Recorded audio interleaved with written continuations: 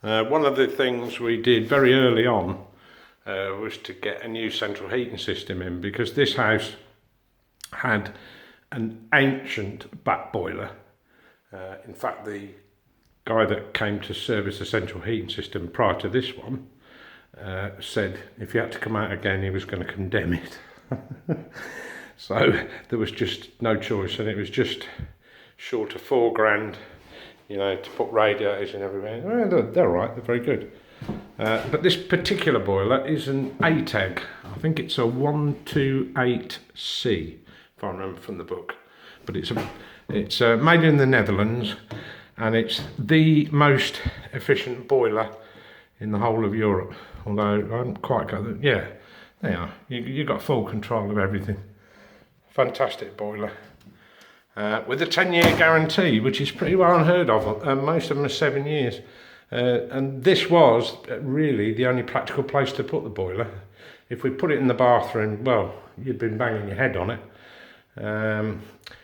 Not in the loft, because I've just experienced a place with a boiler in the loft, and it takes a good 4 minutes before you even get any hot water right down on the ground floor. So it just seemed logical to run this, and did ask the plumber whether this boiler would be man enough to run, you know, a shower rather than an electric shower, and he said no problem, whatever you want to push at it, it'll cope with. Fantastic boiler. Anyway, but the whole central heating system and the boiler, all the pipe work throughout the house, was just shy of £4,000, which isn't bad, not bad at all, and one of the best boilers around. So that's the central heating for here. That's already in.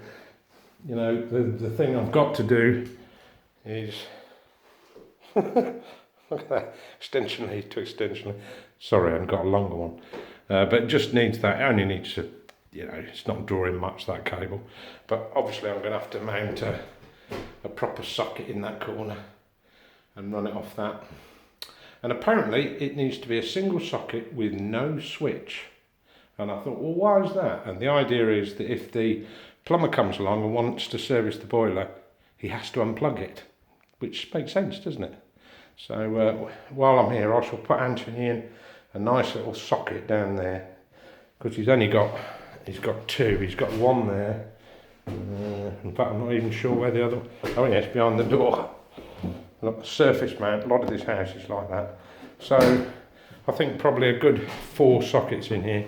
So keep that one, but replace it. Put another double down there with a spur to run the boiler. This is all meaningless if you don't know what I'm talking about. Probably another one there, and again replace that surface one with a wall mounted one.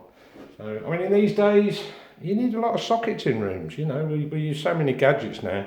Gone are the days when you just had one socket. I remember that as a kid, that was all there was. But I mean, what did you have to plug in? Nowadays there's just so much. So that's it. That was the central heating system. I just thought I'd sort of mention that in case you're wondering. And that's it. Thank you for watching.